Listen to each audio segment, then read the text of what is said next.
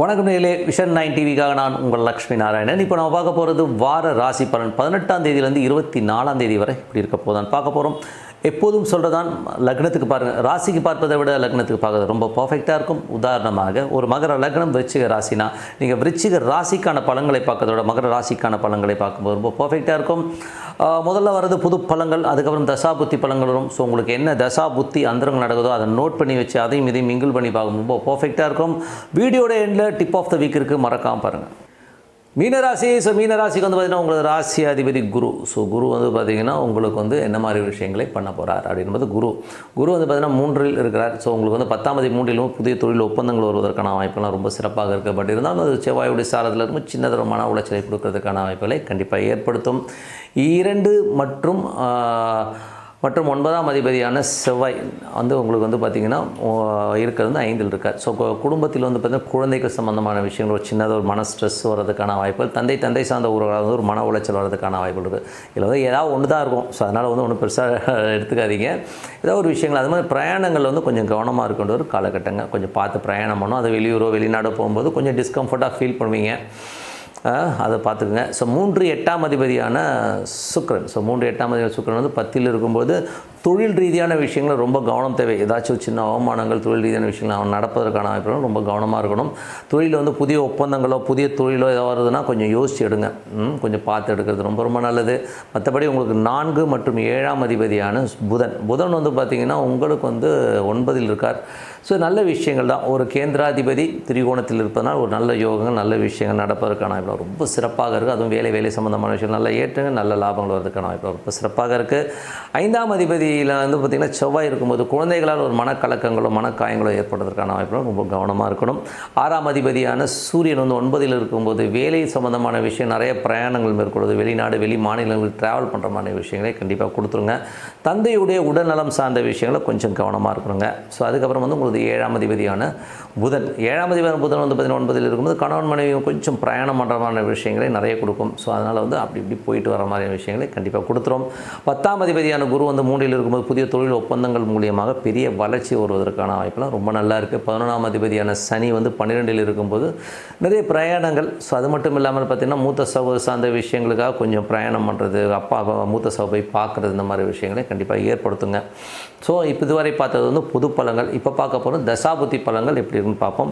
மீன லக்னமாக இருந்து சூரிய தசாபுத்தி அந்த நடக்கும். சூரியன் வந்து பார்த்திங்கன்னா 6ஆம் அதிபதியாக இருந்து 9இல் இருக்கும்போது வேலை சம்பந்தமான விஷயம் நிறைய பிரயாணங்கள் பண்ணுறது, வெளிநாடு வெளி மாநிலங்கள் போகிறதுக்கான வாய்ப்புகளை நிறைய ஏற்படுத்தும். மீன லக்னமாக இருந்து சந்திர தசாபுத்தி சந்திரன் வந்து சிறப்பான பலன்கள் நல்ல ஏற்றங்கள் நல்ல லாபங்கள் வருவதற்கான வாய்ப்பு ரொம்ப சிறப்பாக இருக்குது. மீன லக்னமாக இருந்து செவ்வாய் தசாபுத்தி செவ்வாய் 5இல் இருக்கும்போது குழந்தைகளால் வந்து ஒரு மனக்கலக்கங்கள் பூர்வீகம் சம்பந்தமான விஷயங்கள் ஒரு மனக்கலக்கங்கள் ஏற்படுவதற்கான வாய்ப்புகள் ரொம்ப கவனமாக இருக்கணும்.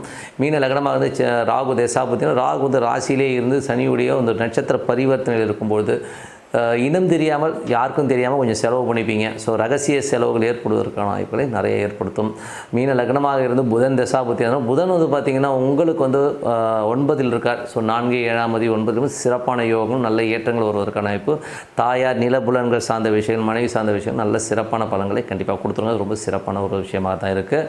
மீன லக்னமாக இருந்து கேது தசாபுத்தி கேது வந்து பார்த்திங்கன்னா உங்களுக்கு 7ஆம் அதிபதியாக இருந்து அது வந்து சூரியனுடைய ஸ்தானத்தில் போகும்போது கணவன் மனைவிக்குள்ள சின்னதாக ஒரு மனக்காயங்களோ ஒரு அண்டர்ஸ்டாண்டிங் இல்லாமல் போகிறதுக்கான வாய்ப்பு ரொம்ப கவனமாக இருக்கணும்.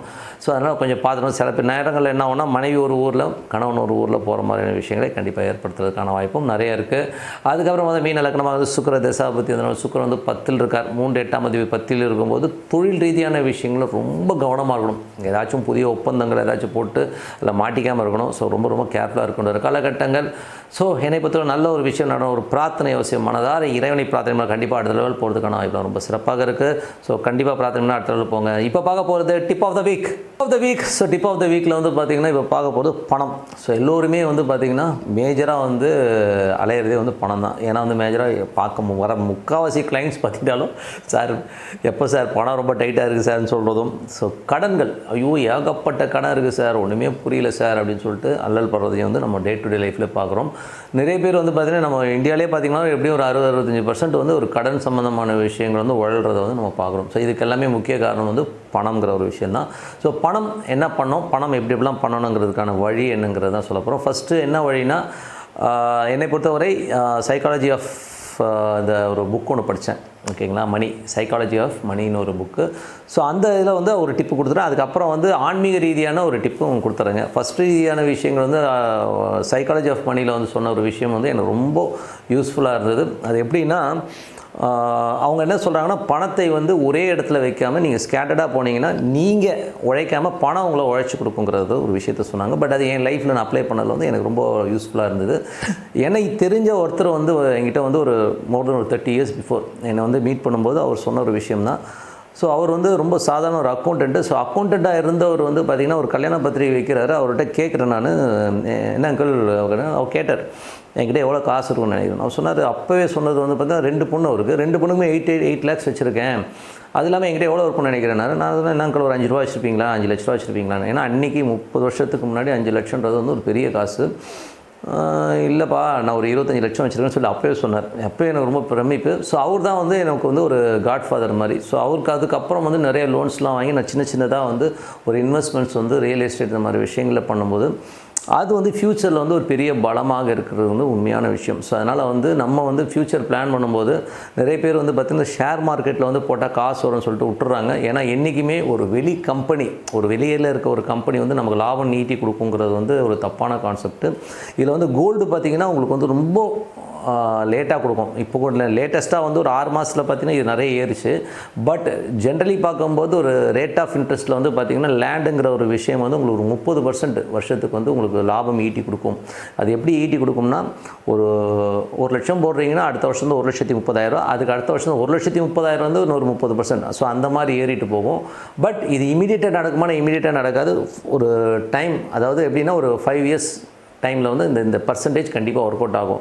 இது வந்து நீங்கள் உழைக்காமலே வந்து உங்களுக்கு பணம் வந்து பல கோடிகளாக வரதை வந்து நீங்கள் கண்டிப்பாக வந்து லேண்டில் பார்க்கலாம். ஸோ லேண்ட் வச்சுருக்கவங்க மட்டும் இல்லை, உங்களுக்கு ப்ராக்டிக்கலாக நீங்கள் பார்த்தீங்கன்னாலே தெரியும். நீங்கள் வாழ்ந்த ஏரியாலே வந்து ஒரு லேண்ட் வந்து ஒரு 10 வருஷத்துக்கு முன்னாடி என்ன ரேட் இருந்தது, இப்போ என்ன ரேட்டு போகுதுன்னு நம்பது எனக்கு தெரியும். ஸோ அதனால் வந்து மிடில் கிளாஸில் இருக்கவங்க, கஷ்டப்படுறவங்க, பெண் குழந்தைகள் வச்சுருக்கவங்களாம் வந்து என்ன பண்ணலான்னா, சின்னதாக வந்து ஒரு ப்ராப்பர்ட்டி எங்கேனாச்சும் ஒரு ஏன்னா சிட்டி லிமிட்லேருந்து ஒரு 10 கிலோமீட்டர் தாண்டி வாங்கலாம், ஒன்றும் தப்பு கிடையாது. அது பெரிய ஒரு பூம் ஆகும். அது ஃப்யூச்சரில் வந்து உங்களுக்கு ஒரு க்ரிப்பாகவும் இருக்குங்கிறது தான் உண்மையான விஷயம். இது வந்து tip number 1. So tip number 2 என்னென்னா, ஆன்மீகத்தில் வந்து பணம் வரணும்னா என்ன பண்ணலாம் அப்படிங்கிற ஒரு விஷயத்தை சொல்லுவோம். ஸோ அதில் வந்து பார்த்திங்கன்னா கிராம்பு. ஸோ கிராம்புங்கிறது வந்து ஒரு மெயினான ஒரு ரோல் ப்ளே பண்ணும். ஸோ அது வந்து பூஜை அறையில் வந்து கிராம்பு வச்சு பூஜை பண்ணுறது வந்து மகாலட்சுமி வந்து அங்கே வந்து ஆவாகனம் பண்ணுற மாதிரி விஷயங்களை கண்டிப்பாக ஏற்படுத்தும். கிராம்பும் ஏலக்காயும் வச்சு நீங்கள் பூஜை பண்ணும்போது அந்த இடத்துல வந்து மகாலட்சுமி குடியிருப்பாங்க. அது மட்டும் இல்லாமல் வந்து நீங்கள் கிராம்பை வந்து வாயில் போட்டுட்டு ஓரமாக ஒதுக்கிட்டு ஒரு முக்கியமான டீலோ ஒரு பொருளாதார சம்பந்தமான விஷயங்களை பேசும்போது அங்கே வந்து அந்த இது வந்து வெற்றிகரமாக நடக்கும். அது மட்டும் இல்லாமல் அது ஒரு பெரும் பணம் தருவதற்கான வாய்ப்புகளை கண்டிப்பாக ஏற்படுத்துங்க. ஸோ அது வந்து ரொம்ப சூப்பராக இருக்கும். அதுக்கப்புறம் பார்க்கும்போது கிராம்பு பொடியை சில பேர் வந்து சாப்பிடுவாங்க. ஸோ டெய்லி வந்து அந்த கிராம்பு பொடியை சாப்பிட்டு வந்தீங்கன்னா உங்களுக்கு வந்து அந்த ஒரு பாசிட்டிவிட்டி வந்து கண்டிப்பாக கொடுக்கும். ஸோ பணத்தை ஈர்க்கக்கூடிய ஒரு விஷயம் கிராம்புக்கு இருக்குது. அந்த கிராம்பு வந்து சின்னதாக ஒரு பேப்பரில் மடித்து நீங்கள் பர்ஸில் கூட வச்சுக்கலாம். ஸோ இந்த மாதிரி பண்ணும்போது கண்டிப்பாக பணம் வந்து ஒரு வேறு லெவலில் வந்து வருவதற்கான வாய்ப்புகள்லாம் இருக்குது. ஸோ அதனால் வந்து இதையும் வந்து நீங்கள் வந்து முயற்சித்து பாருங்கள். இந்த டிப்ஸ் வந்து கண்டிப்பாக உங்களுக்கு உபயோகமாக இருக்கும்னு நினைக்கிறேன். ஸோ உங்களோட விடைபெறுவது உங்கள் லக்ஷ்மி நாராயணன். நன்றி, வணக்கம்.